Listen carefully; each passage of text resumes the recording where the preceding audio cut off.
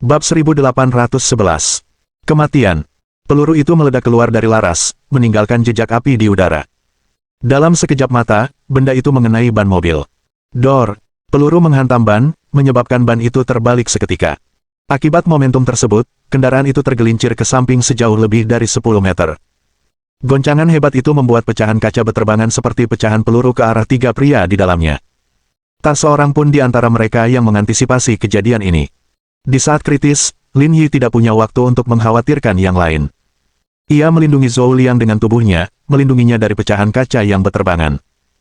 Luka-luka muncul di lengan dan wajahnya, terutama di bagian belakang kepala dan dahinya, di mana beberapa luka terbentuk akibat benturan, dengan darah mengalir di wajahnya.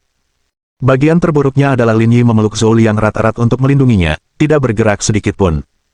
Hal ini menyebabkan jari-jarinya membentur pistol di depannya. Lin Yi menggertakkan giginya menahan rasa sakit, tahu bahwa setidaknya, jarinya patah. Namun dia tidak mampu mengkhawatirkan hal itu sekarang. Ada bom dan senjata di dalam mobil. Kalau sampai ada yang salah, pasti bencana total. Setelah menembak, sosok Chen Guanji menghilang tanpa jejak. Jalanan di bawahnya kacau balau. Lin Yi menggendong Zhou Liang dan keluar dari mobil, mencoba mencari perlindungan. Namun, sebelum mereka bisa berlari jauh, mobilnya meledak. Ledakan. Akibat ledakan itu, kendaraan off-road itu hancur berkeping-keping. Seluruh Cepopur bisa mendengar dentuman keras itu. Gelombang panas yang dahsyat bagaikan tsunami itu bagaikan binatang buas yang melahap langit dan bumi. Kaca-kaca rumah di sekitarnya pecah, bahkan sebuah rumah tua pun roboh. Lin Yi menggunakan tubuhnya untuk melindungi Zhou Liang, tetapi dia tidak bisa menghindari ledakan itu. Keduanya terbang bersama sebelum mendarat dengan keras di tanah. Jalan Heng dipenuhi asap. Puluhan orang yang mengepung Lin Yi mengalami luka-luka dengan tingkat keparahan yang berbeda-beda, dan lebih dari selusin orang bahkan meninggal dunia. Namun saat ini, orang-orang yang tersisa tidak berani bertindak gegabah. Asap dan api memenuhi udara, membakar dengan hebat di pusat ledakan. Karena penglihatan mereka terhalang, semua orang sangat berhati-hati dan tidak berani bertindak gegabah. 10 menit kemudian, situasi kembali stabil. Kedua kelompok itu mencoba maju, ingin melihat apakah masih ada tanda-tanda kehidupan. Pada saat ini, SUV itu telah hancur berkeping-keping. Adapun Roy dan Grillo di dalam mobil, mereka sudah lama pergi. Seseorang menemukan lengan yang jaraknya lebih dari 10 meter dan memastikan bahwa itu milik Grillo. Tidak seorang pun terkejut dengan pemandangan ini. Roy dan Grillo tidak dapat bertahan dari ledakan sebesar ini. Karena itu, pandangan semua orang beralih ke depan. Karena mayat kedua orang Huaxian itu berjarak puluhan meter. Tak seorang pun berani ceroboh, karena takut akan kejutan selanjutnya. Beberapa bertanggung jawab atas keamanan di perimeter, sementara yang lain memimpin dalam kemajuan. Meskipun mereka telah melarikan diri dari mobil, kekuatan ledakannya sangat besar dan tampaknya mustahil bagi siapapun untuk selamat. Meski begitu, tak seorang pun bertindak gegabah, dan terus melangkah maju dengan hati-hati. Setelah beberapa menit, mereka sampai di Lin Yi. Mereka menemukannya masih memeluk Zhou Liang erat-erat. Punggungnya hangus hitam, tak ada kulit utuh yang terlihat. Selain itu, 2 potong logam telah menusuk punggungnya, satu di dekat jantungnya, yang lainnya di pinggangnya. Tetapi yang benar-benar membuat mereka yakin dia sudah meninggal adalah luka besar di kepalanya, yang panjangnya sedikitnya 10 cm. Dengan cedera yang begitu parah, bertahan hidup adalah hal yang mustahil. Pada saat ini, Wakil Grillo, Bowen, dan Wakil Roy, Okafor, melangkah maju. "Sobat, bagaimana kita harus menangani situasi ini?" tanya Bowen. "Kami berencana membawa kedua pria Huaxian ini bersama kami. Kami bisa menggunakan mereka untuk membuat pernyataan nanti. Mereka mungkin masih berguna," jawab Okafor. "Tapi bijinya mungkin tersembunyi di suatu tempat di kota. Ayo kita berpencar dan mencari. Siapapun yang menemukannya berhak menyimpannya. Aku harus tanya kantor pusat soal ini, tapi ini bukan masalah besar. Lagi pula, kita sependapat. Kita harus menjualnya padamu nanti." Okafor mengangguk dan berkata kepada bawahannya di belakangnya. "Bawa pergi keduanya." Beberapa prajurit Meiguan berjalan mendekat dan bersiap untuk bekerja. Ledakan, ledakan, ledakan. Pada saat ini, serangkaian ledakan keras terdengar. Semua orang mendongak dan melihat 3 helikopter hitam terbang dari jarak yang tidak jauh. Perubahan mendadak itu membuat kedua kelompok kembali gugup. Mereka mengarahkan senjata mereka ke helikopter di langit untuk mencegah terjadinya kecelakaan. Buk, buk, buk, buk, buk. Pada saat itu, terdengar suara tembakan. Lebih dari 10 mobil melaju dari jalan-jalan di sekitarnya. Beberapa di antaranya membawa senjata berat dan menembaki kedua kelompok orang itu dengan membabi buta. Dalam sekejap, mereka berhasil melumpuhkan mereka dengan senjata api mereka. 30 orang sisanya meletakkan senjata dan mengangkat tangan. Mereka sudah menyerah melawan. Helikopter di langit mendarat satu demi satu, dan mobil-mobil berhenti di depan Lin Yi. Song Jinmin turun dari pesawat, bersama dengan 12 anggota timnya. Dari Spike 2 hingga King of Spades, semua hadir. Melihat tato pada orang-orang ini, para anggota organisasi ular hitam menjadi pucat. Sebagai organisasi peringkat ke-17 dalam daftar hitam, mereka tahu persis apa yang diwakili oleh tato-tato ini. Bersamaan dengan itu, pintu Land Cruiser terdepan terbuka, dan Ning Che melangkah keluar. Kedua kelompok tiba di Cepobour hampir pada waktu yang sama. Konflik pun meletus di tengah jalan. Hasilnya jelas, kubu Ning Che benar-benar kalah. Namun, setelah menjelaskan tujuan masing-masing, kedua belah pihak segera berdamai dan bersama-sama melanjutkan perjalanan ke Cepobour. Song Jinmin berdiri di depan, menatap tanpa bergerak ke arah tubuh Lin Yi yang tak bernyawa. Dia memejamkan matanya, alisnya berkerut dalam, penderitaan yang sunyi membuatnya mustahil untuk menghadapi pemandangan di depannya. Lin Yi berdebar. Ning Che terhuyung dan jatuh ke tanah. Kakinya seakan tak mendengarkannya. Ia tak bisa berdiri sekuat apapun ia mencoba. Air mata seukuran kacang jatuh tak terkendali bagai hujan deras. Ning Che terhuyung-huyung, merangkak ke arah Lin Yi. Seketika, ia merasakan seluruh darah di tubuhnya membeku. Dia mengulurkan tangan untuk menyentuhnya, tetapi seolah-olah dia tidak sanggup melakukannya. Lin Yi. Ia berharap itu mimpi. Ia berharap bisa segera bangun dari mimpi itu. Namun, sosok yang hancur itu memberitahunya hasilnya. Momen ini adalah kenyataan. Ning Che meraih tangan Lin Yi dan menyadari bahwa tangan itu masih hangat. Lin Yi. Ning Che memanggil dengan suara pelan, namun tidak ada jawaban. Lin Yi. Ning Che memeluk jenazahnya dan tak kuasa menahan air matanya. Ia pun menangis terseduh-seduh. Aku mohon buka matamu dan lihatlah aku. Bukankah kau bilang kau takkan pernah mati? Kenapa kau tak bisa bertahan beberapa menit lagi? Aku mohon padamu, jangan mati. Suara Ning Che serak dan menggetarkan jiwa. Bab 1812. Tidak melepaskan bahkan jika aku mati. Ning Che memeluk tubuh Lin Yi dan menangis sampai tenggorokannya serak. Pemimpin tim. Para anggota tim 3 berlari ke arah Ning Che sambil berlinang air mata. Setelah kemunduran sebelumnya, grup 3 telah mengalami perombakan total, hanya menyisakan beberapa anggota senior. Sebagian besar anggota tim adalah pendatang baru yang tetap bertahan setelah uji coba terakhir. Mereka semua telah bertemu Lin Yi dan mengetahui levelnya. Sekarang, melihat tubuhnya yang tak bernyawa tergeletak di hadapan mereka, mereka tidak dapat menerimanya. Ketua tim Lin Yi, yang selalu tersenyum dan sangat berkuasa, pergi begitu saja. Rasanya seperti mimpi buruk. Namun, meski berduka, tak seorang pun dapat benar-benar memahami perasaan Ning Che. Mereka berdua mempertaruhkan nyawa di negeri matahari terbit dan bahkan bertarung melawan Yefri dari organisasi emas hitam bersama-sama di Dora. Mereka bahkan pernah berhubungan seks. Hubungan antara keduanya lebih dalam daripada pasangan lain di Brigade Garda Pusat. Sebelumnya, dia tidak pernah terlalu khawatir meskipun ada krisis di Panem. Dia memiliki keyakinan penuh pada Lin Yi. Dia selalu percaya bahwa dengan kemampuan Lin Yi, tidak peduli seberapa berbahayanya, dia akan mampu lolos dari bahaya. Namun, pemandangan di hadapannya benar-benar menghancurkannya. Ini adalah pemandangan yang tak pernah ia duga dan tak dapat ia terima. Ketua tim Lin. Para anggota tim 3 berteriak pelan, khawatir terhadap kondisi mental Ning Che. Namun, Ning Che tidak bisa mendengar apapun di sekitarnya. Ia hanya terus bergumam, jangan mati, jangan mati. Bos, apa yang harus kita lakukan? Apakah kita perlu memberitahu pemimpin? Ratu Sekop bertanya pada Song Jinmin dengan tenang. Mereka semua tahu bahwa pemuda yang tewas itu adalah putra pemimpinnya. Tidak ada ikatan emosional di antara mereka, tidak ada hubungan pribadi. Namun tangisan Ning Che menyentuh hati mereka. Mari kita tunggu sebentar. Song Jinmin duduk bersila di tanah. Dialah yang paling lama berada di sisi Lin Jingzan, seringkali bertanggung jawab melindungi Qin Yingyue di waktu senggang mereka. Dia mengenal keduanya dengan sangat baik, terutama seberapa besar Qin Yingyue menghargai Lin Yi. Sekarang hal seperti ini telah terjadi, bahkan dia sendiri tidak bisa menerimanya. Dia tidak tahu bagaimana menjelaskannya kepada Qin Yingyue. Ada juga pemimpinnya. Meskipun dia tidak peduli pada Lin Yi, dia adalah putra satu-satunya dan memperlakukannya sebagai penerus masa depannya. Hari itu, ketika mereka mabuk, mereka bahkan pernah berkata bahwa ketika mereka berdua sukses dan terkenal, seorang ayah dan anak akan datang dan saling mengakui. Saat itu, semuanya berubah menjadi omong kosong. Song Jinmin tidak tahu bagaimana menghadapi mereka berdua. Seandainya dia tiba lebih awal, dia pasti bisa sampai di Cepobour lebih cepat. Dia tidak akan membuang banyak waktu, dan hal ini tidak akan terjadi. Sayangnya, Tidak ada kata jika di dunia ini, dan dia tidak bisa menyesali tindakannya. Apa yang harus kita lakukan terhadap orang-orang ini? Bawa dia pergi dulu, kata Song Jinmin. Pergi dan interogasi mereka. Selidiki seluk-beluk masalah ini. Kau tidak bisa menyelamatkannya, tapi kau harus tahu bagaimana dia meninggal. Mengerti, jawab Ratu Sekop. Song Jinmin menyalakan rokok dan menggaruk rambutnya yang seperti jerami. Ia agak bingung dan tidak tahu harus mengambil keputusan apa dalam situasi saat ini. Dia hanya bisa diam menatap Ning Che yang meratap. Kesunyian. Pemimpin, Lin Yi sudah seperti ini. Kita harus menerimanya dan melanjutkan hidup. Ning Che terisak tak terkendali. Lin Yi tidak mungkin mati. Cepat panggil dokter dan selamatkan dia. Pemimpin, Lin Yi sudah.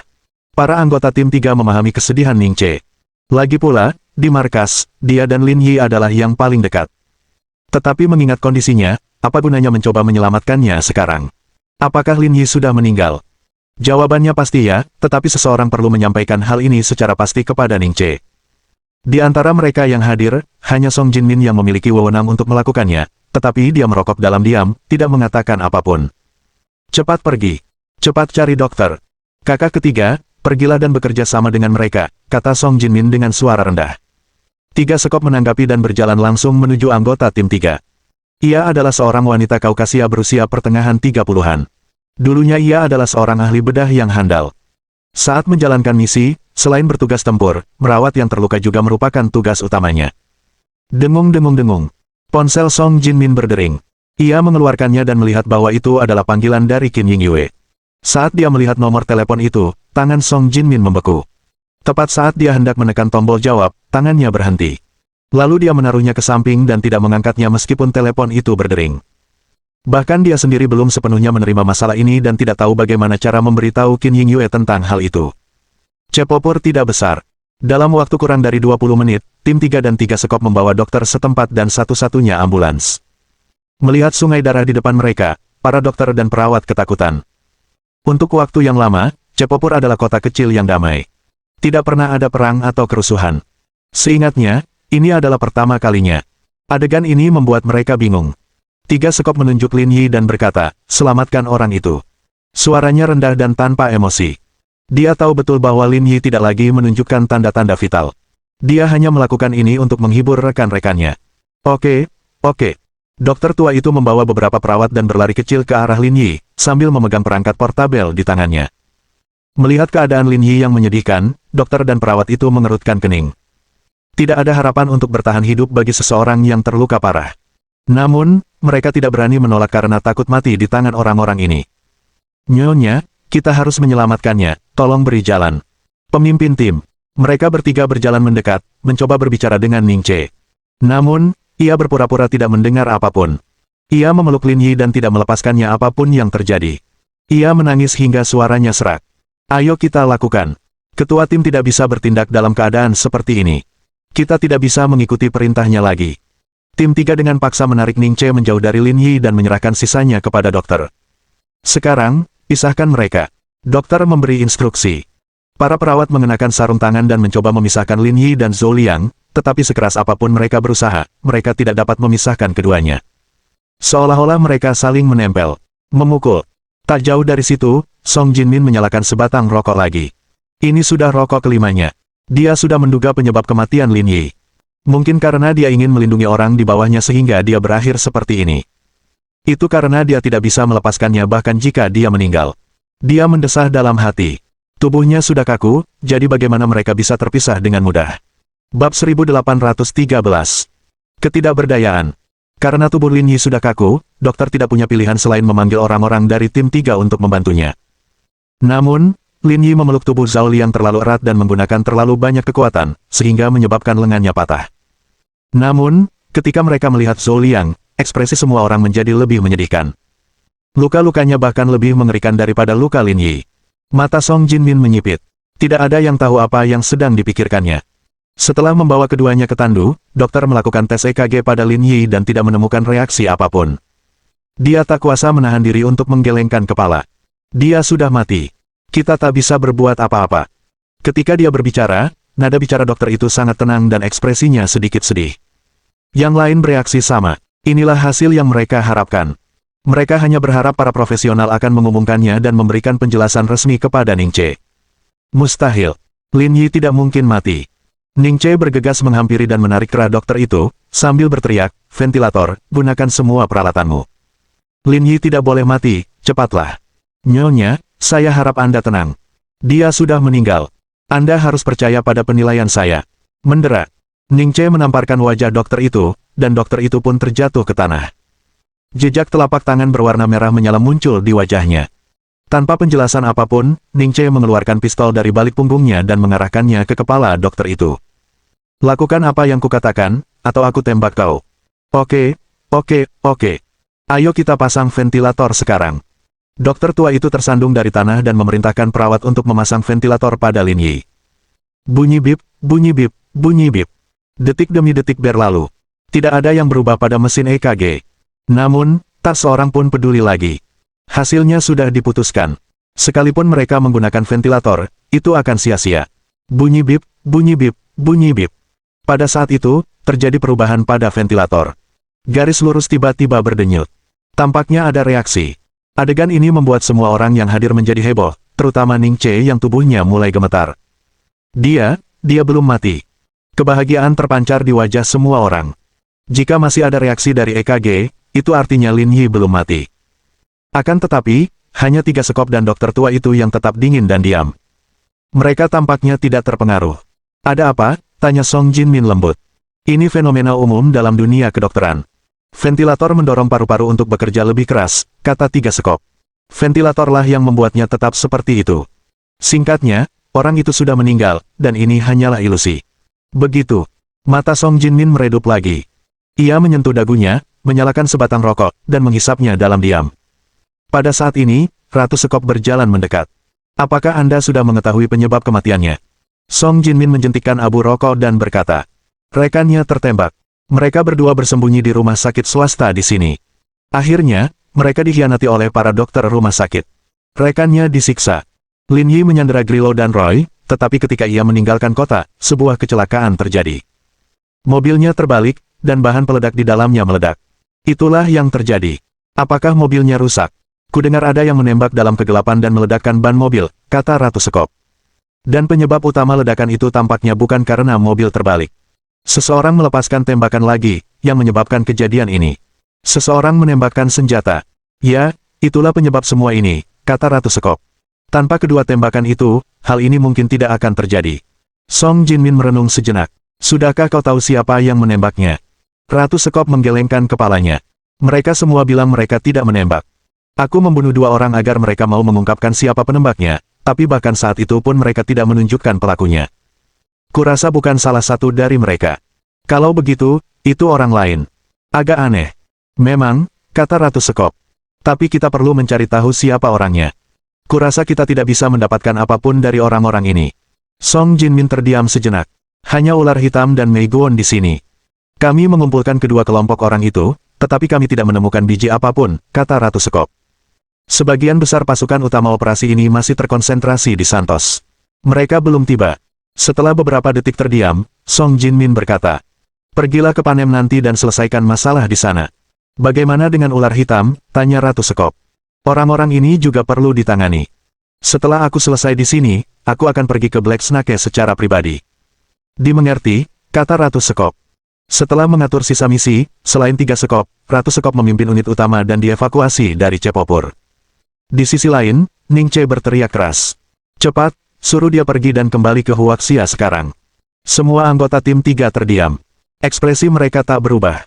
Setelah melihat perubahan EKG, mereka memang senang. Mereka sungguh tidak ingin terjadi apa-apa pada Lin Yi. Tetapi setelah mendengar penjelasan dokter, mereka semua mengerti apa yang terjadi. Beberapa dari mereka telah menyaksikan ini sebelumnya. Anggota keluarga tiba-tiba dikirim ke ICU untuk perawatan darurat. Dalam banyak kasus, dokter mengatakan bahwa pasien tidak lagi menunjukkan tanda-tanda vital dan hanya bergantung pada ventilator untuk mempertahankan vitalitasnya. Jika ventilator dilepas, pasien akan langsung meninggal. Oleh karena itu, dalam keadaan seperti itu, mereka dapat menyatakan bahwa ketua tim Lin telah meninggal. Namun, tak satu pun dari mereka berkata apa-apa. Apapun yang terjadi, mereka harus kembali. Daripada mengatakan yang sebenarnya kepada pemimpin tim, lebih baik membiarkan semuanya seperti apa adanya untuk saat ini. Ia tak bisa lagi terprovokasi. Ia perlu menenangkan diri perlahan-lahan. Setelah menginjak puntung rokok di tangannya, Song Jinmin berdiri. Namun, ia merasa tubuhnya sangat berat. Seolah-olah ada beban 1000 pon di kakinya. Bawa orang-orang dan mesin ke helikopter. Aku akan mengantarmu ke bandara. Menghadapi pria kuat itu, anggota tim 3 tidak berkata apa-apa. Meskipun mereka tidak tahu latar belakang pihak lain, mereka yakin bahwa dia bukan orang jahat. Setidaknya, dia ada di pihak mereka dan tidak akan melakukan hal yang keterlaluan. Terima kasih. Song Jinmin mengangguk. Kita tidak usah bahas itu. Kita naik pesawat dulu.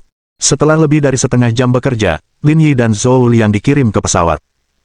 Ning Che dan beberapa anggota perempuan tetap tinggal bersamanya, sementara anggota laki-laki yang tersisa mundur sesuai rencana sebelumnya.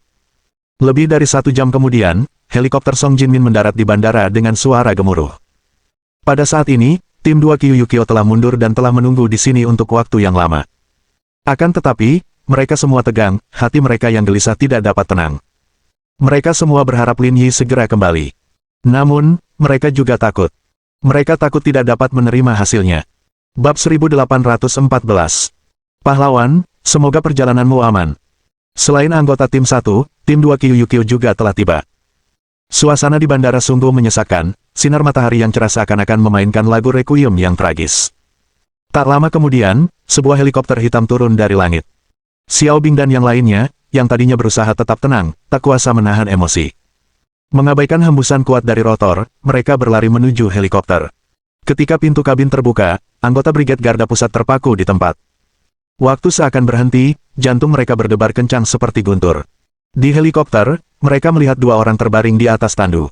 Salah satunya ditutupi kain putih, sementara jenazah Lin Yi, meskipun telah menerima perawatan awal, masih dipenuhi luka-luka mengerikan. Pemimpin tim. Air mata Xiao Bing jatuh bagai hujan saat ia jatuh ke tanah. Ia hampir merangkak masuk ke dalam pesawat. Kondisi Luo Qi dan Yu Xing mirip dengan Xiao Bing. Wajah mereka pucat pasi, seolah-olah mereka sakit parah. Qiu Yuluo dan Tao Cheng berjalan menuju Lin Yi. Melihat lelaki sinis itu terbaring tak bergerak di tempat tidur, hati mereka serasa ditusuk pisau. Mereka dapat membayangkan segala macam hal di dunia ini. Tetapi mereka tidak percaya Lin Yi akan mati dengan cara seperti itu. Bagaimana kamu mati? Qiu Yuluo mencengkeram sandaran tangan tempat tidur lipat itu erat-erat. Kalau kau bangun dan menatapku lagi, aku tak akan melawanmu lagi. Kalau kau pergi, Brigade Garda Pusat tak akan lagi menjadi Brigade Garda Pusat. Pemimpin tim. Tao Cheng melangkah maju dan mencoba membantu Qiu Yuluo berdiri. Akan tetapi, dia juga merasa gelisah dan tidak bisa mengerahkan tenaganya. Dia tidak bisa menonton adegan ini karena dialah yang merekrut Lin Yi saat itu. Tao Cheng berbalik, mengangkat kain putih itu dan melihat mayat Zhou Liang. Ia tak kuasa menahan emosinya saat itu. Itu seperti banjir yang telah menerobos bendungan dan hendak meluap. Pemimpin tim. Ketiga anggota itu mengelilingi kedua jenazah tersebut sambil menangis. Tak seorang pun mampu mengendalikan emosi mereka. Air mata mereka tak terbendung, penyesalan dan rasa bersalah terpancar di wajah mereka. Jika mereka mempertaruhkan segalanya untuk menyelamatkannya saat itu, segalanya mungkin akan berbeda. Pa. Sui Qiang menamparkan dirinya sendiri beberapa kali sementara air mata pria kekar itu terus mengalir. Dia menyalahkan dirinya sendiri sepenuhnya atas hal ini. Zhang Suping dan Chen Qingfeng, yang berdiri di belakang kerumunan, juga merasakan kesakitan yang luar biasa saat melihat ini. Namun, mereka tidak dapat berbuat apa-apa. Jangan menangis. EKG masih menunjukkan detak jantungnya. Dia belum mati. Asal dia kembali ke Huaxia, dia bisa diselamatkan, kata Ning Che lantang. Kalau ada yang berani bilang Lin Yi sudah mati, dia akan tembak mati. Sekarang bukan waktunya menangis. Bawa dia ke pesawat dan cepat kembali ke Huaxia.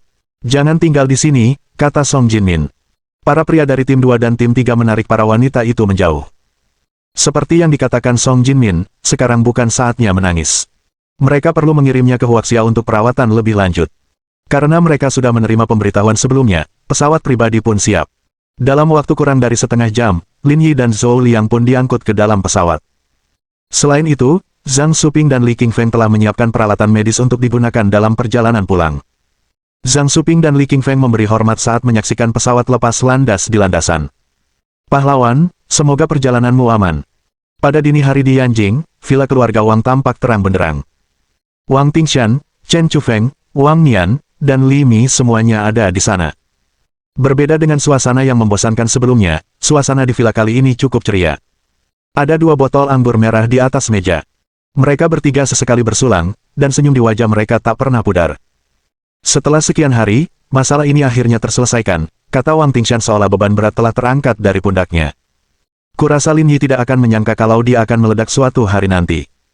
Wang Mian tertawa terbahak-bahak. Akhirnya, kita berhasil membalas dendam. Dia tetap saja mati di tangan keluarga Wang. Setelah semua yang terjadi, saya menyadari bahwa ia mendapatkan dukungan Lu Beichen bukan hanya karena keberuntungan. Bahkan dalam situasi yang begitu buruk, membawa orang yang tidak berguna dan masih lolos dari maut menunjukkan bahwa ia adalah pemuda paling menjanjikan yang pernah saya lihat. Ya memang, Wang Tingshan mendesah. Jika bukan karena 2 tembakan tambahan Chen Guanji, dia mungkin benar-benar bisa lolos. Memang benar, tapi bagaimanapun juga, masalah ini sudah selesai dengan memuaskan. Tidak akan ada lagi yang menghalangi kita, kata Wang Tingshan. Lu Beichen sudah tua dan mungkin umurnya tak lama lagi. Setelah dia tiada, inilah saatnya keluarga Wang bangkit. Ayah, sekarang Lin Yi sudah meninggal, bukankah kita harus mengungkap semua keburukan tentangnya juga, saran Wang Mian. Jika kamu tidak mengingatkanku, aku pasti sudah melupakannya, kata Wang Tingshan. Dengan kejadian ini, begitu beritanya sampai ke rumah, dia mungkin akan dihormati sebagai martir. Tapi ketika kebenaran tentang kelicikannya terungkap, reputasinya akan hancur total. Semakin mulia hidupnya, semakin menyedihkan kematiannya. Setelah mengatakan itu, Wang Shanshan menatap Li Mi dan berkata, pergi dan atur ini. Beritahu Ji Qingyan tentang dia dan Liang Ruoxu. Lalu, publikasikan secara online dan usahakan untuk membuat publisitas sebanyak mungkin dalam waktu sesingkat mungkin. Ketika Biro Pengawasan Internet bertindak, masalah ini akan sia-sia. Dimengerti. Saya akan mengaturnya sekarang. Setelah menerima misi, Li Mi berbalik dan berjalan keluar. Wang Tingshan memegang gelas anggurnya dan berdiri di depan jendela. Ia bergumam pada dirinya sendiri. Lin Yi, jangan salahkan aku karena tidak berperasaan. Siapa yang menyuruhmu melawan keluarga Wang? Kekuasaan tidak mengizinkan provokasi. Dibandingkan dengan suasana bahagia keluarga Wang, di pangkalan Brigade Pengawal Pusat. Terjadi keheningan. Mata banyak orang merah, termasuk mata Lu Beichen dan Liu Hong. Mereka tidak menangis, tetapi ada air mata di mata mereka. Ini karena dia telah menerima pesan dari garis depan 1 jam yang lalu. Zhou Liang meninggal saat bertugas.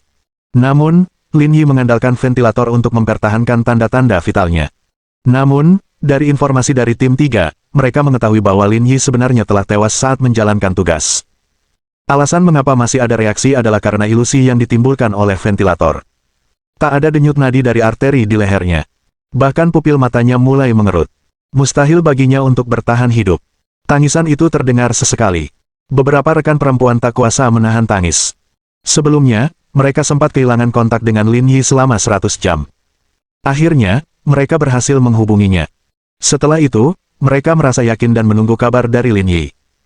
Akan tetapi, mereka tidak pernah menyangka akan mendengar berita menyedihkan seperti itu lagi darinya. Itu terlalu tiba-tiba dan mereka tidak siap sama sekali. Meski begitu, Liu Hong tetap memberi perintah untuk terus menggunakan ventilator guna menjaga tanda-tanda vital Lin Yi. Apapun yang terjadi, dia harus menemui Lin Yi untuk terakhir kalinya. Bab 1815. Hubungan terungkap. Saat itu pukul 4 pagi di Zonghai.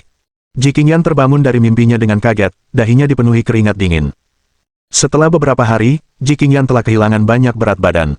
Awalnya beratnya sekitar 100 pon, tetapi sekarang, beratnya telah turun menjadi 38 pon. Saat Ji Qingyan terbangun, He Yuan yang sedang tidur di tanah juga ikut duduk. Selama beberapa hari terakhir, He Yuan tidak pergi kemanapun. Ia tinggal di paviliun Jiushu untuk menemaninya. Kakak senior, kamu baru tidur setengah jam. Kenapa kamu bangun lagi? Aku tidak bisa tidur lagi. Kepalaku sakit sekali.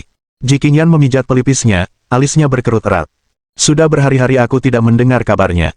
Aku punya firasat buruk bahwa sesuatu yang buruk telah terjadi. Kau hanya berkhayal. He Yuan menghiburnya. Dia sangat kuat. Apa yang bisa terjadi padanya? Bahkan jika sesuatu terjadi pada semua orang di dunia, tidak akan terjadi apa-apa padanya. Jangan khawatir. Lalu mengapa tidak ada berita selama berhari-hari? Dengan baik. He Yuan kehilangan kata-kata dan tidak tahu bagaimana menjelaskan masalah ini. Mungkin dia tertunda karena hal lain, kata He Yuan. Dan coba pikirkan. Ada konflik di sana, tapi bukan ditujukan padanya. Bagaimana mungkin sesuatu terjadi padanya? Kau tidak bisa terus-terusan begini. Tinggalkan aku sendiri. Ji Qingyan memegangi dahinya.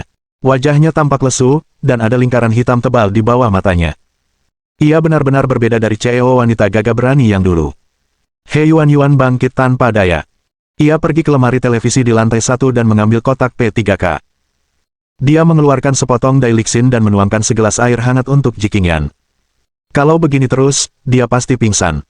Kesampingkan semua hal lainnya, dia harus memastikan dia tidur nyenyak. Setelah menyiapkan obat dan air, He Yuan kembali ke atas. Kakak senior, minumlah obat ini. Jiqingyan menggelengkan kepalanya dan mendorong He Yuan menjauh.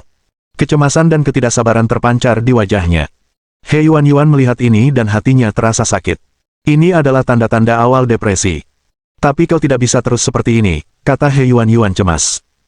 Dia belum kembali, dan kamu sudah hancur. Bukankah itu buruk? Tidak apa-apa. Aku masih bisa bertahan.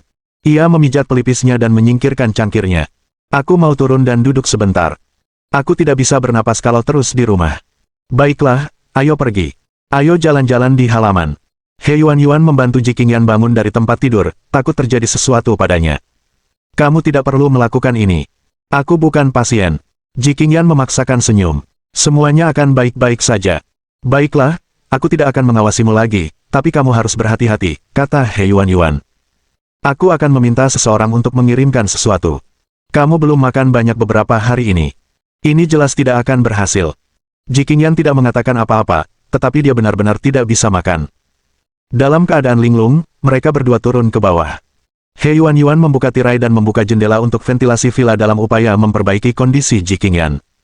Dentang, dentang, dentang. Tepat saat He Yuan sedang menutup tirai, tiba-tiba ia mendengar ketukan di pintu. Keduanya saling berpandangan. Jiqingyan berdiri dengan penuh semangat. Lin Yi kembali. Tak tahan menunggu lebih lama lagi, ia bangkit dari sofa dan berlari kecil menuju pintu. Kadang-kadang, mungkin hanya dibutuhkan beberapa ketukan untuk memulihkan vitalitas seseorang. Pada saat yang sama, He Yuan berjalan ke pintu. Ketika dia membuka pintu, dia menyadari tidak ada seorang pun di luar. Hah? Siapa yang mengetuk pintu? Gumam He Yuan. Kamu di mana sih? Ada apa? Kenapa main-main begini? Cepat keluar. He Yuan mengenal Lin Yi dengan baik, dan dia merasa Lin Yi adalah tipe orang yang bisa melakukan hal seperti ini. Hentikan pertengkaran itu. Kurasa Lin Yi belum kembali, kata Jiqingyan kecewa. Ia lalu menunjuk sebuah map tebal di lantai. Mereka meninggalkan ini di depan pintu. He Yuan menunduk dan melihat sebuah amplop kertas kraft tergeletak di tanah. Sepertinya ada banyak dokumen di dalamnya. Siapa yang menaruhnya di sana?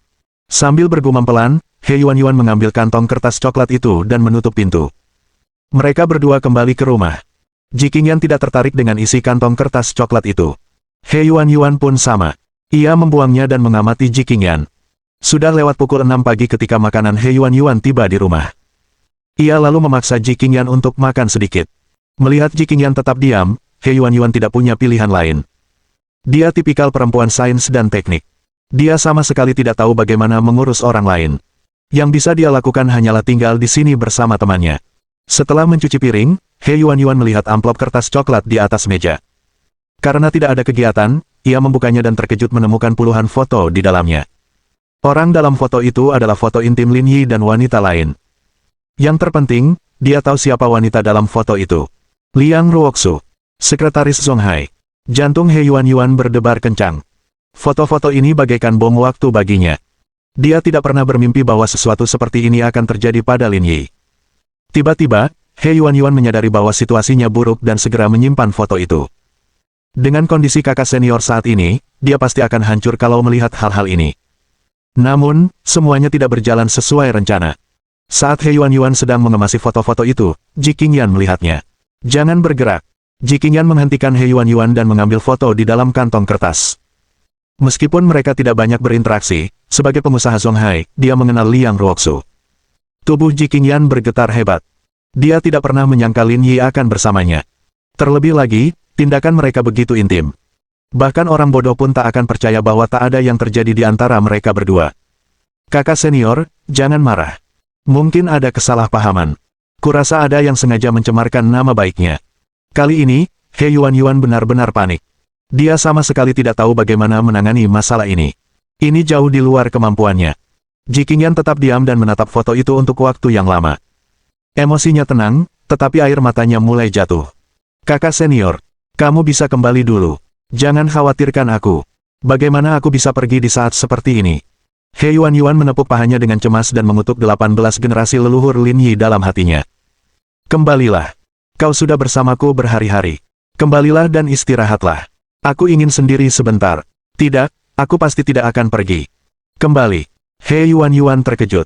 Mereka sudah saling kenal selama bertahun-tahun, tetapi ini pertama kalinya kakak perempuannya berbicara kepadanya dengan nada seperti itu. Kakak senior, kembalilah. Aku benar-benar ingin sendiri sebentar. Jikinyan berpegangan pada tangga saat dia perlahan menuruni tangga. Seperti hantu yang kesepian. Melihat punggungnya, hati He Yuan terasa sakit, tetapi dia merasa tidak berdaya. Bajingan brengsek, aku akan memotongmu. Bab 1816. Sudah tahu. Setelah mengumpat, He Yuan berbalik dan berjalan keluar dari villa nomor 1. Karena Jikinyan telah mengucapkan kata-kata itu, dia tidak bisa tinggal di sini lebih lama lagi. Bahkan jika dia tidak pergi, Jikinyan akan mengusirnya. Lagi pula, setelah kejadian itu, dia tidak akan mau ada orang lain di dekatnya. Memberinya lingkungan yang tenang untuk mencerna masalah ini mungkin merupakan solusi terbaik. Setelah keluar dari villa, He Yuan pergi ke pos keamanan di luar. Meski masih pagi, mereka sudah mulai bekerja. Ketika mereka melihat He Yuan keluar, Kapten Keamanan bahkan menyambutnya dengan hangat. Kakak Ma, ada sesuatu yang perlu aku ganggu, kata He Yuan. Kepada Kapten Keamanan. Baiklah. Katakan apa yang kamu butuhkan. Kapten Keamanan itu orang yang sangat cerdas. Ia tahu bahwa He Yuan memiliki hubungan yang sangat baik dengan wanita simpanannya dan mereka dekat. Terlebih lagi, ke-9 villa di Pavilion Jiushu semuanya milik Ten Lin. Sampai batas tertentu, dia adalah pengawal pribadi Lin Yi. Jika temannya sedang dalam kesulitan, dia pasti akan membantunya mengatasinya. Aku ada urusan. Bantu aku mengawasi villa nomor 1 untuk saat ini. Sesekali, pergilah dan lihat apa yang sedang dilakukan kakak perempuanku. Kalau ada apa-apa, telepon aku. Ini kartu namaku. Kapten Keamanan tahu bahwa kakak perempuan yang dibicarakannya pastilah Nyonya Pavilion Jiushu.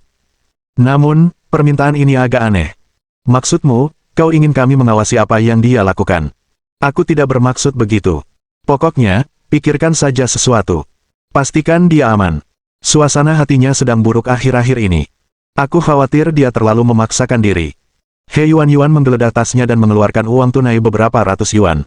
Ambil uang ini dan kabari aku tentang keadaannya setiap setengah jam. Pastikan dia ada di villa. Saya mengerti apa yang harus dilakukan.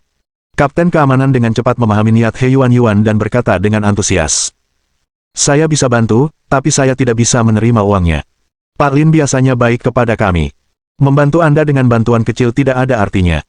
Petik 2. Tidak apa-apa. Ambil saja uangnya. He Yuan menyerahkan uang itu ke tangan kepala keamanan dan pergi. Dia masih punya banyak hal yang harus dilakukan dan tidak ingin membuang-buang waktunya di sini. Lebih dari 40 menit kemudian, He Yuan berkendara ke Gube nomor 1. Sebagai rumah mewah setenar Tangchen First Class, banyak selebritis dan taipan membeli rumah di sini.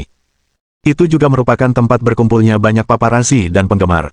Kedua, ini adalah rumah Gao Zongyuan. He Yuan mengendarai mobilnya dan naik ke lantai 16. Kemudian, ia membuka pintu dengan kuncinya dan bergegas masuk. Saat dia masuk, dia bisa mendengar Gao Zongyuan mendengkur. Dia setengah telanjang dan tidur nyenyak di tempat tidur. Dia tidak menyadari bahwa seseorang telah memasuki rumahnya. Tidur. Aku akan menunjukkan caranya tidur. He Yuan menendang Gao Zongyuan. Dengan bunyi gedebuk, ia jatuh ke tanah dan tiba-tiba terbangun. Saat hendak mengumpat, ia menyadari bahwa orang yang menendangnya adalah He Yuan. Ada apa? Kenapa kamu menendangku? Konon setiap makhluk punya penakluknya sendiri. He Yuan dan Gao Zongyuan adalah salah satu representasi dari pepatah ini. Saat menghadapi orang luar, ia tidak takut pada apapun, tetapi di hadapan He Yuan, ia sangat pemalu. He Yuan tidak membuang waktu dan melemparkan foto itu ke wajah Gao Zongyuan. Apakah kamu tahu tentang ini? Apa itu? Gao Zongyuan bergumam dan memunguti foto-foto yang berserakan di tanah. Ekspresinya langsung membeku. Pikirannya dipenuhi dengan satu pertanyaan. Siapa sebenarnya yang mengambil foto-foto ini? Teknik macam apa ini? Wajahnya terdistorsi abis pakai Photoshop. Terdistorsi, dasar brengsek. He Yuan menyerbu, meraih telinga Gao Zongyuan, dan mengangkatnya ke atas. Berhenti, pelan-pelan, ini menyakitkan. Jangan berpura-pura, teriak He Yuan. Kamu dan kroni-kronimu selalu nongkrong bareng. Kamu nggak tahu soal urusan gelapnya. Aku benar-benar tidak tahu. Sejak aku bersamamu, aku jadi bersih.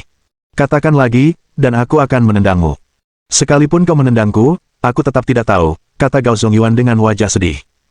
Jika menyangkut masalah Lin Yi, bahkan Gao Zongyuan, Qin Han, dan Liang Jinming pun tidak begitu jelas.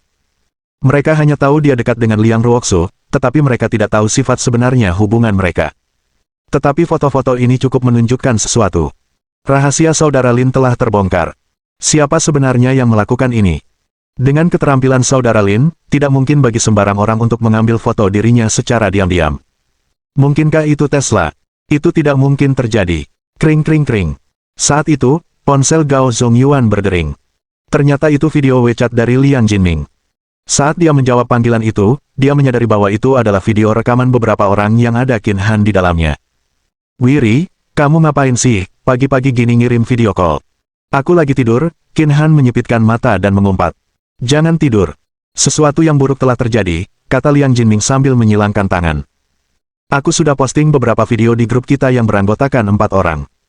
Cepat lihat. Kita bicarakan nanti saja. Aku mau tidur. Kenapa kamu masih tidur? Sesuatu yang besar akan terjadi, kata Liang Jinming. Persoalan antara saudara Lin dan sekretaris Liang telah terungkap. Ketika saya bangun pagi ini untuk melihat-lihat TikTok, saya melihat beberapa klip. Sial, ini sungguhan. Qin Han duduk di tempat tidur. Ia tiba-tiba bersemangat, seolah-olah seseorang telah menuangkan baskom berisi air dingin ke atasnya. Apa-apaan ini?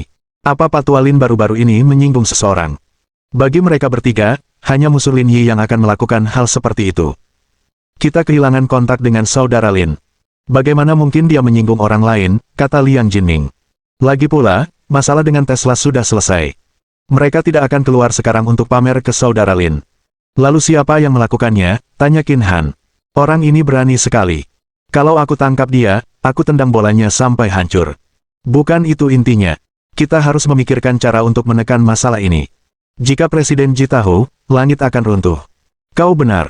Presiden Ji tidak boleh tahu tentang ini. Qin Han menatap Gao Zongyuan dan berkata dengan serius.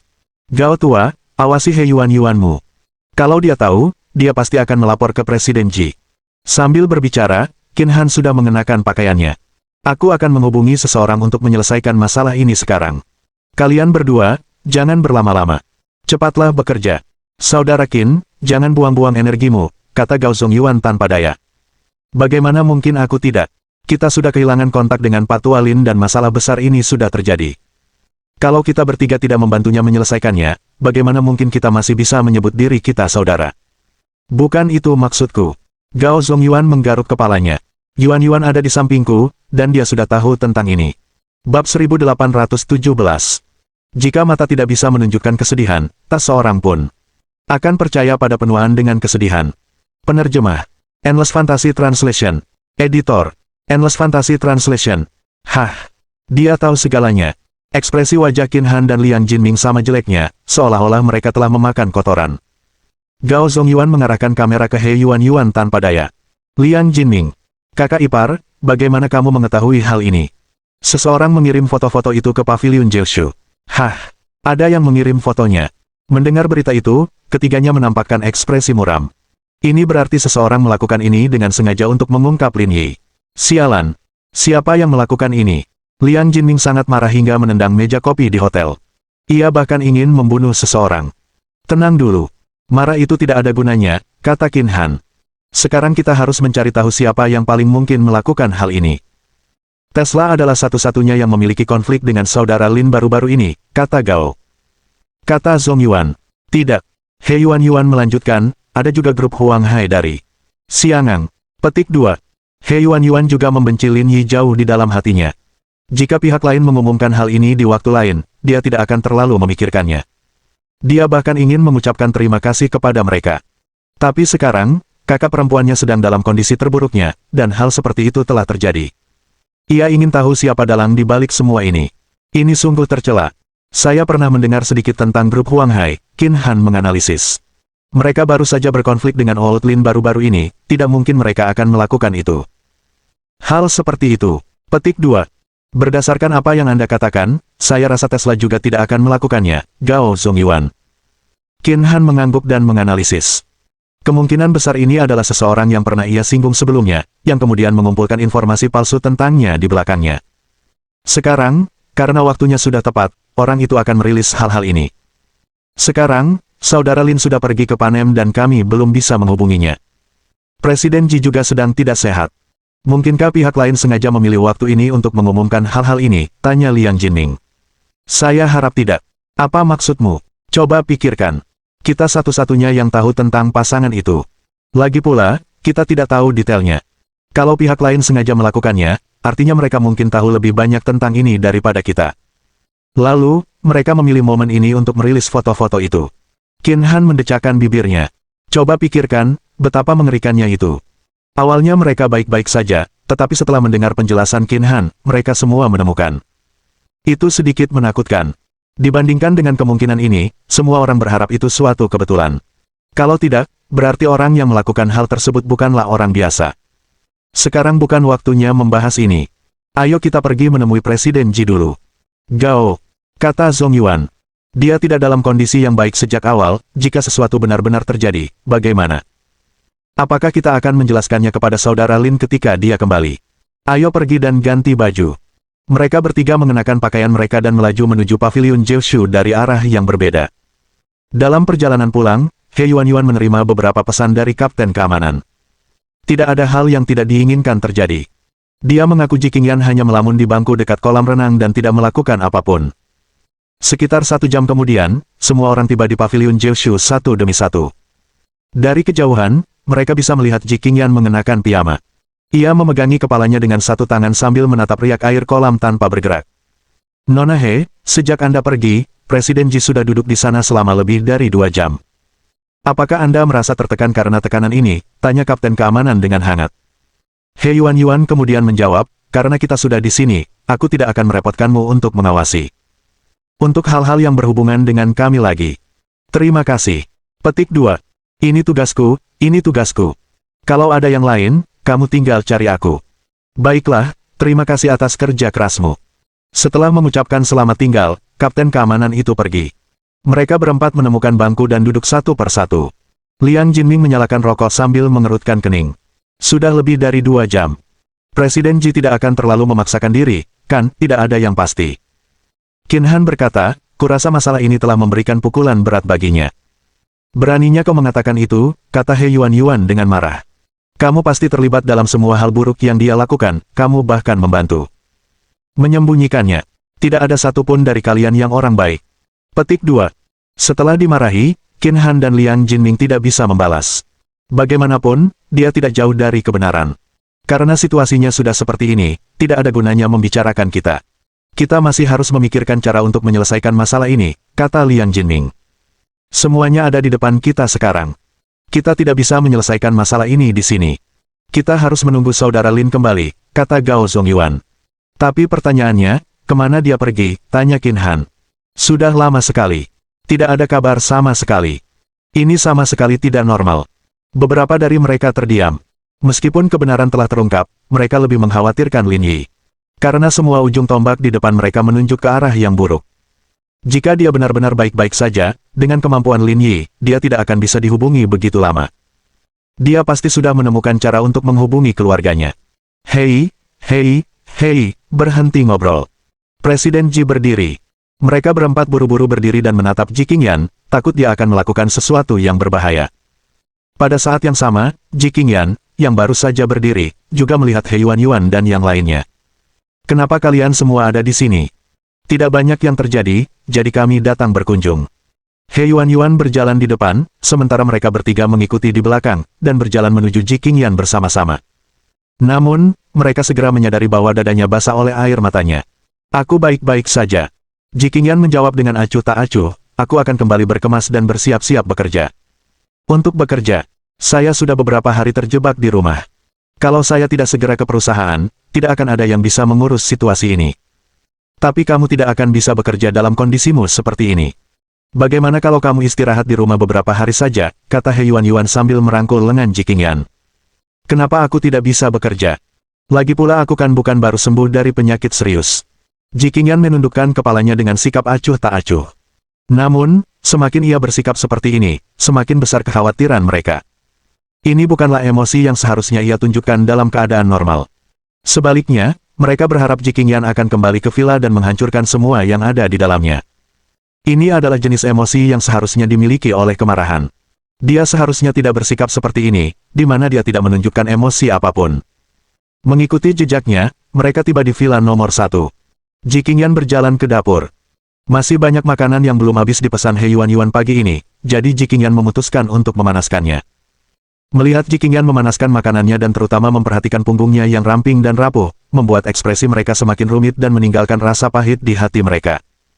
Jika mata tak bisa menunjukkan kesedihan, tak seorang pun akan percaya pada penuaan yang diiringi kesedihan. Meskipun mereka semua bersaudara, dalam hal ini, Lin Yi memang bersalah. Presiden Ji sungguh luar biasa. Bab 1818. Berita buruk. Zonghai, Rumah Sakit Huasan, Kantor Miao Guofeng. Miao Guofeng, yang sedang membaca paruh pertama laporan keuangan rumah sakit, menerima telepon. Setelah menutup telepon, Miao Guofeng menjadi serius. Lalu, dia menelepon Li Chuhan. Beberapa menit kemudian, terdengar ketukan di pintu kantor. Li Chuhan datang ke kantor Miao Guofeng dalam keadaan berantakan. Keringat masih bercucuran di dahinya. Jelas, dia habis tertabrak. Direktur Miao, Anda mencari saya. Pergilah dan bersiap-siap, lalu ikutlah denganku. Ada apa? Apa yang terjadi? Ada korban luka dalam perjalanan ke negara ini. Para pemimpin terkait menelepon saya dan meminta Anda untuk berpartisipasi dalam operasi penyelamatan. Kenyataannya, bukan hanya Li Chuhan dan Miao Guofeng yang dipanggil. Puluhan ahli bedah top di negara itu juga direkrut. Lu Beichen tidak ingin menyerah. Li Chuhan mengangguk berat. Bolehkah aku membawa Kiao Xin? Li Chuhan sama sekali tidak panik. Ia pernah mengalami situasi seperti ini sebelumnya dan memiliki sedikit pengalaman. Dia ingin membawa Kiao Xin karena dia ingin Kiao Xin memperluas wawasannya dan fokus membesarkannya. Itu bukan masalah. Pokoknya, cepatlah. Aku akan mengambil mobilku sekarang dan menunggumu di departemen rawat inap ke-8. Jangan buang waktu. Karena mendesaknya situasi, Li Chuhan dan Kiao Xin bergerak cepat.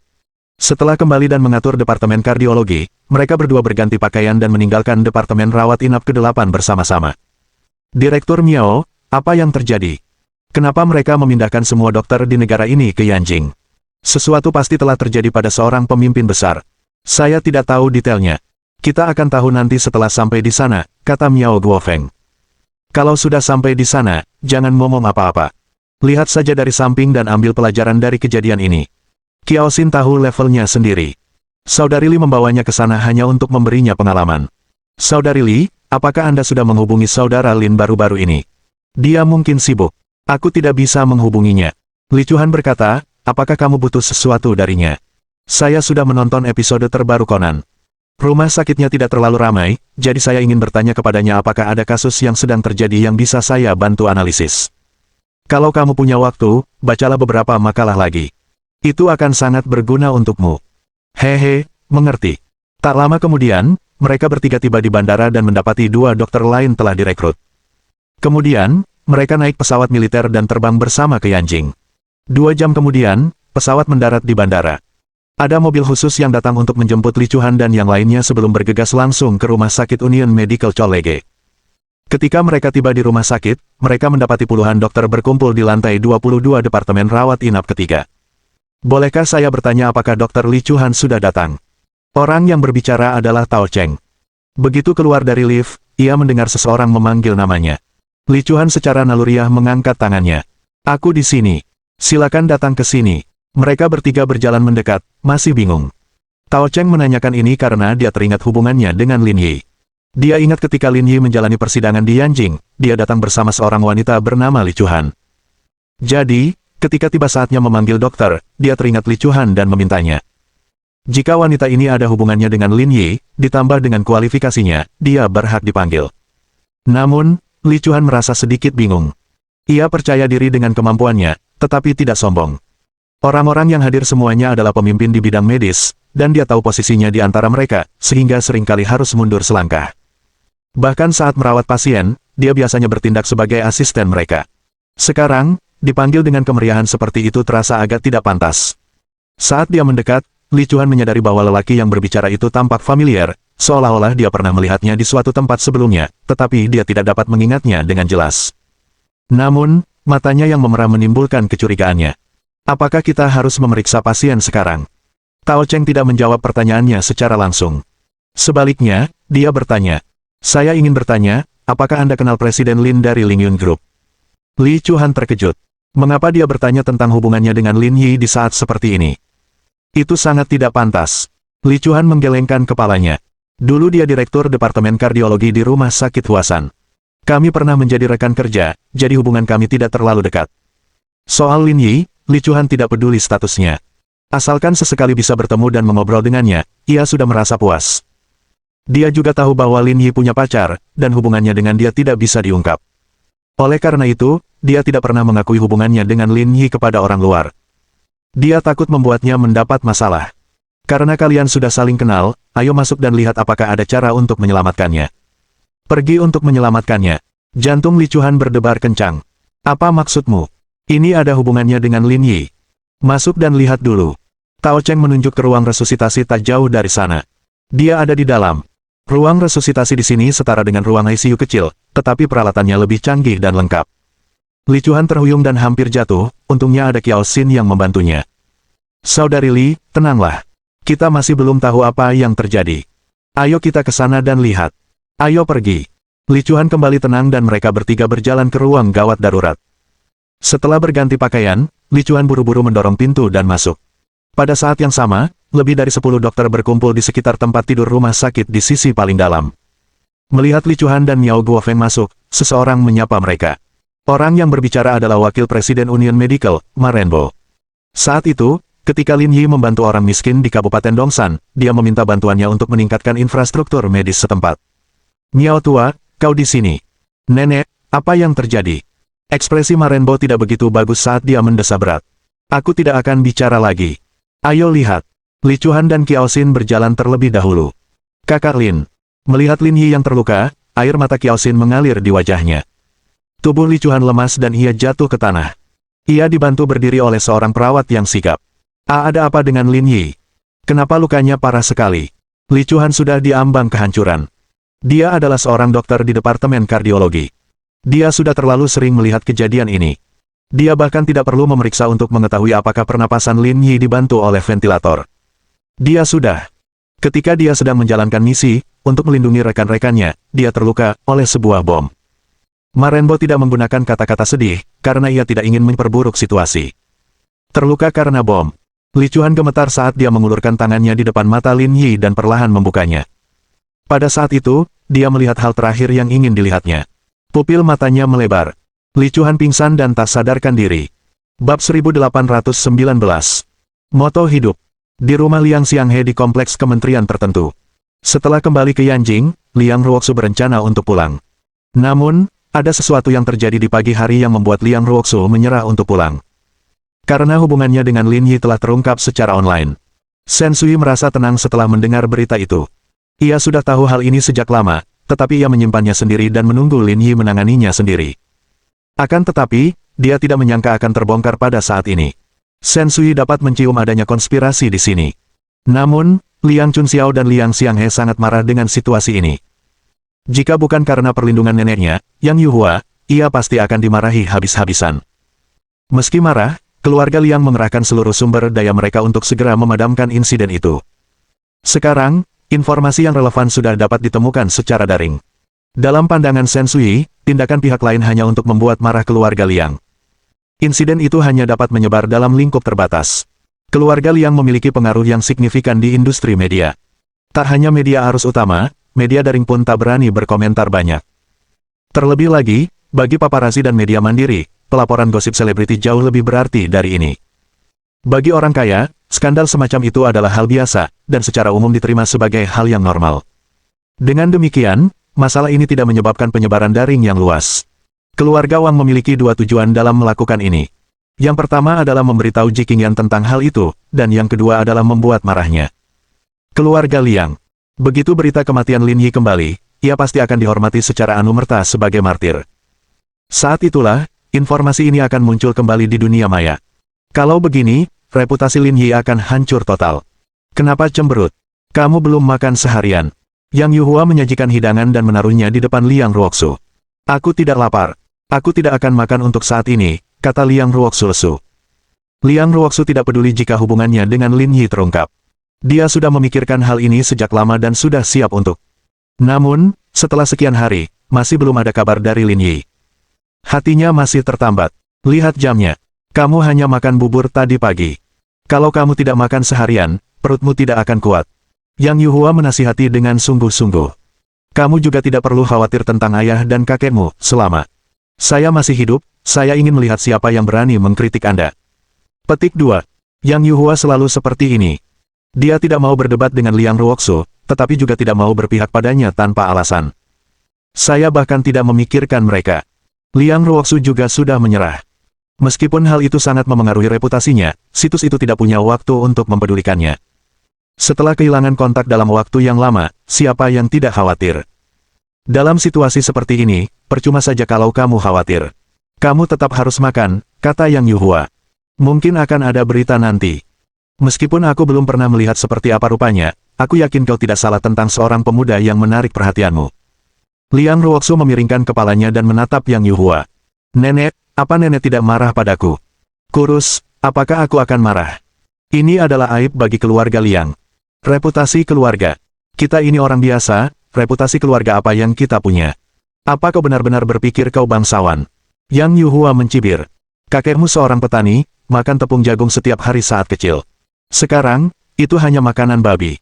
Jika kakek buyutmu tidak merasa kasihan padanya dan membawanya pulang untuk membantu, dia mungkin sudah mati kelaparan. Tidak akan ada kesempatan baginya untuk pergi berperang. Melihat ekspresi Yang Yuhua yang meremehkan, Liang Ruoxu tersenyum.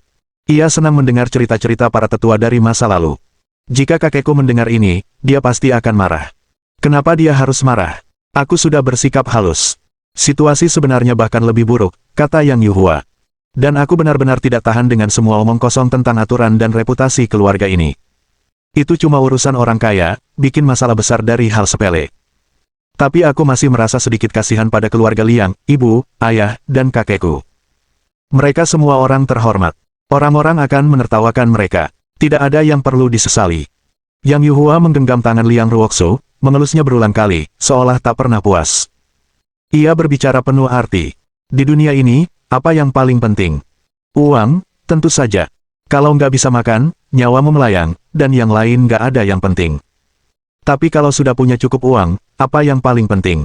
Pasti perasaan. Lihatlah orang tuamu. Dengan status mereka, para pemuda dan pemudi pasti senang sekali menempel pada mereka. Tapi selama ini, mereka baik-baik saja, tak pernah mengkhianati satu sama lain. Tanpa perasaan tulus, mereka tak mungkin melakukan itu. Tapi aku tidak sebaik mereka. Kenapa tidak? Tidak apa-apa asalkan kamu menganggap hubungan ini nyata. Yang Yuhua berkata dengan acuh tak acuh. Orang-orang yang luar biasa selalu menarik. Kamu hanya perlu berpikir bahwa kamu benar. Bertahun-tahun kemudian, kamu bisa menepuk dada dan berkata bahwa kamu tidak menyesalinya. Ini sudah cukup baik. Yang Yuhua berkata dengan sungguh-sungguh, terkadang, kita tidak boleh terlalu banyak berpikir. Jika kita terlalu banyak berpikir, kita tidak akan bisa berbuat apa-apa. Hidup hanya berlangsung beberapa dekade. Selama kita hidup nyaman dan bisa berbuat baik pada diri sendiri, itu tidak masalah. Tidak ada salahnya sedikit egois. Nenek, pikiranmu terlalu terbuka. Aku tidak sebaik dirimu. Satu kakiku sudah menginjak liang kubur, dan aku jadi bisa melihat segala sesuatunya dengan lebih jernih. Manusia bukan mesin. Mereka menghabiskan hidup mereka dengan terburu-buru, dan ketika mereka tua, mereka merasa telah mengecewakan diri sendiri. Apa gunanya semua kesibukan itu? Itu hanya untuk kenyamanan hidup. Liang Ruoxu mengangguk, agak mengerti tetapi belum sepenuhnya memahami konsep tersebut. Kakekmu, ayahmu, bahkan ibumu, mereka semua selalu sibuk. Apa yang mereka perjuangkan? Hidup yang baik? Tentu saja tidak. Keluarga Liang punya cukup uang untuk bertahan hidup beberapa generasi. Keinginan merekalah yang mendorong mereka maju. Jadi, jangan ikuti contoh mereka. Lakukan apa yang membuatmu bahagia. Dalam beberapa dekade, kita semua akan menjadi debu. Yang terpenting adalah menikmati hidup selagi bisa. Keterbukaan pikiran Yang Yuhua mencerahkan Liang Ruoxu. Dia menyadari bahwa neneknya adalah orang di keluarga Liang yang benar-benar paling memahami kehidupan. Oke, Nek. Aku tahu apa yang harus kulakukan sekarang. Bagus. Asal kamu mengerti. Sekarang, habiskan makananmu, kata Yang Yuhua sambil berdiri. Aku beli semangka pagi ini. Manis banget. Aku potongin buat Nek. Nggak usah, Nek. Nggak usah repot-repot. Duduk aja sama Nek. Aku mau ngobrol sama Nek. Baiklah, baiklah. Ayo ngobrol sebentar. Siapa tahu kapan kamu akan kembali setelah pergi. Dering dering dering. Saat itu, ponsel Liang Ruoxu berdering. Ternyata panggilan dari Shen Sui. Liang Ruoxu mengerutkan bibirnya. Nenek, angkat. Dia mungkin meneleponku jam segini untuk memarahiku. Dia tidak berani. Yang Yuhua mengangkat telepon dan menyalakan pengeras suara. Ada apa? Ada apa? Tanya Yang Yuhua. Bu, di mana Mi kecil? Dia sedang makan di sebelahku. Silakan. Dia bisa mendengarmu. Minta dia datang ke kamar 2208 di Departemen Rawat Inap ketiga Union. Rumah Sakit Medis. Bab 1820. Berita Lin Yi. Kata-kata Shen Sui mengejutkan Liang Ruoxu. Apa yang telah terjadi? Jika sesuatu yang biasa terjadi pada seseorang seperti dia, itu tidak akan menjadi masalah sama sekali. Ding, ding, sial, sial. Sendok di tangannya jatuh ke tanah. Apa yang terjadi? Di ujung telepon yang lain, Shen Sui terdiam. Setelah sekian lama, dia berkata, saya tidak bisa menjelaskannya lewat telepon. Kemarilah dan lihat. 1-1, 11 pergi sekarang. Liang Ruoxu tiba-tiba berdiri, memakai sepatunya, dan keluar rumah. Ia bahkan tak peduli dengan riasan wajahnya yang kusam. Di jalanan Yanjing, lalu lintas sedang padat. Liang Ruoxu menyalip mobil satu persatu. Ia bahkan tak peduli dengan lampu merah. Dalam waktu kurang dari setengah jam, ia berkendara ke rumah sakit dan bergegas ke unit rawat inap ketiga seolah nyawanya bergantung padanya. Di dalam lift, ekspresi Liang Ruoxu sangat muram. Dia sangat frustrasi. Ketika mendengar orang-orang di lift membicarakan masalah keluarga, dia bahkan ingin memarahi mereka. 1 menit yang singkat ini terasa sangat lama baginya. Lantai 22 Rumah Sakit Medis Union adalah area dengan keamanan tinggi. Itu bukan tempat yang bisa ditinggali hanya karena punya uang. Orang-orang yang dapat dirawat di rumah sakit ini memiliki status terhormat yang tidak dapat dibandingkan dengan orang biasa. Setelah keluar dari lift, Liang Ruoxu menghentikan langkahnya. Dia melihat sekelompok besar orang berdiri di luar kamar 2208, hampir semuanya dari militer. Terdengar pula suara tangisan yang tak terkendali. Di kursi di sebelah bangsal, Shen Sui menundukkan kepalanya dan memegang kepalanya, seolah-olah dia membungkuk karena kelelahan. Seluruh lantai diselimuti atmosfer yang menyesakkan. Bernapas pun terasa sulit. Mendengar suara pintu lift terbuka, Shen Sui menoleh dan melihat Liang Ruoxu. Ia pun segera berdiri. Bu, apa yang terjadi? Mata Shen Sui memerah. Masuk dan lihatlah. Ekspresi Liang Ruoxu membeku. Saat itu, kakinya seperti terikat beban seberat 500 kg. Orang-orang di sekitar bangsal semuanya minggir, memberi jalan bagi Liang Ruoxu. Selangkah demi selangkah, Liang Ruoxu mendekat. Namun, pemandangan di bangsal itu bagaikan sepasang tangan besar terkutuk yang mencengkeram lehernya, membuatnya sulit baginya untuk bernapas. Ia melihat seseorang terbaring di tempat tidur. Wajahnya penuh luka dan ventilator terpasang di wajahnya. Ia tak bergerak. Tidak ada reaksi sama sekali. Lin Yi. Terhuyung-huyung, Liang Ruoxu bergegas menuju Lin Yi. Ia berbaring di depan tempat tidur dan menatap pria yang telah membuatnya begitu ketakutan. Dia berpikir meskipun mereka kehilangan kontak, Lin Yi akan mengiriminya pesan di suatu saat nanti. Namun, dia tidak menyangka akan menemukannya dalam kondisi seperti ini. Lin Yi.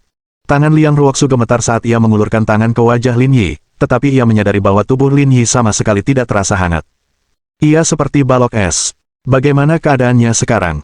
Apakah nyawanya dalam bahaya? Cepat obati dia. Tunggu apa lagi? Liang Ruoxu telah kehilangan semua rasionalitas dan tidak bisa mengendalikan emosinya. Meskipun orang-orang kuat seperti Lu Beichen dan Yang Guangxia ada di sini, dia tidak menahan diri. Liang Xianghe masuk dan dengan paksa menarik Liang Ruoxu berdiri. Mi kecil, tenanglah. Cepat bangun. Ayah, katakan padaku, apakah Lin Yi terluka parah? Kapan dia akan sadar? Dengan baik. Menghadapi situasi seperti itu, dia tidak tahu harus berkata apa. Dia menggertakkan gigi dan berkata, Lin Yi dikirim ke sini 1 jam yang lalu. Ketika dia kembali dari Panem, dia sudah meninggal. Dia seorang martir. Liang Ruoxu tercengang, mustahil, bagaimana mungkin Lin Yi mati? Jantungnya masih berdetak. Itu ilusi yang diciptakan oleh ventilator. Pupil matanya sudah melebar. Alasan kami menahannya seperti ini adalah karena saya ingin kerabat di sini melihatnya untuk terakhir kalinya. Sekali lagi, Liang Ruoxu bergumam pada dirinya sendiri saat penglihatannya menjadi gelap dan dia pingsan. Dokter, perawat. Dokter di bangsal bergegas dan mengambil Liang Ruoxu dari tangan Liang Xianghe. Tidak apa-apa. Istirahatlah yang cukup. Setelah Liang Ruoxu dibawa pergi, ruangan menjadi sunyi. Apakah Lin Yi punya kerabat lain? Tanya Lu Beichen. Orang tua asuhnya ada di Yancheng, dan... Di tengah kalimatnya, Tao Cheng ingin mengatakan sesuatu, tetapi ragu-ragu. Karena hubungan mereka bertiga telah terbongkar, dan Liang Xianghe serta Shen Sui ada di sana, ia tidak menyebutkan namanya dengan lantang. Orang itu juga ada di Zonghai. Beritahu mereka untuk mengirim seseorang ke sana. Beritahu semua orang yang bisa dihubungi. Jangan sampai ada penyesalan bagi keluarganya. Lu Beichen berhenti sejenak. Jangan terlalu belak-belakan di telepon. Kita selalu bisa bicara di sini. Tao Cheng berjalan keluar bangsal, bersiap untuk memberitahu kerabat dan teman Lin Yi. Pada siang hari, Ji Qingyan makan makanan sederhana sebelum berangkat kerja. He Yuan ingin menemaninya, tetapi dia diusir oleh Ji Qingyan. Menghadapi sikap Ji Qingyan yang tidak mau mengalah, He Yuan tidak memaksanya untuk tinggal. Dia sangat mengenal Ji Qingyan dan tahu bahwa Ji Qingyan adalah orang yang bijaksana. Tak seorang pun bisa meyakinkannya sebaliknya. Sebaiknya dia memberinya ruang tenang untuk mencerna masalah ini perlahan-lahan. Asal dia tidak bunuh diri, semuanya akan baik-baik saja. Namun satu hal yang pasti. Sudah terlambat untuk menyelamatkan hubungan antara dia dan Lin Yi. Pukul 4 sore, Qin Han dan yang lainnya berkumpul di gedung Chaoyang Group, tetapi tidak ada seorang pun yang naik. Mereka menemukan kedai barbeque di luar ruangan. Sambil makan malam, mereka juga bisa mengawasinya. Meskipun kualitas daging panggangnya biasa saja, mereka berempat makan dalam diam. Mereka tidak berkomentar apapun tentang hidangan itu dan tidak berminat untuk mempedulikannya. Apakah kita akan tinggal di sini? Bukankah kita akan naik untuk memeriksanya? Tanya Liang Jinming. Percuma naik. Apa yang bisa kita katakan? Kata Gao Zongyuan. Yuan sudah menghubungi sekretaris Presiden Ji yang selama ini mengawasinya. Dia bahkan sudah beberapa kali rapat. Sepertinya tidak ada masalah. Sialan, gerutu Qin Han. Kemana Pak Tua Lin pergi?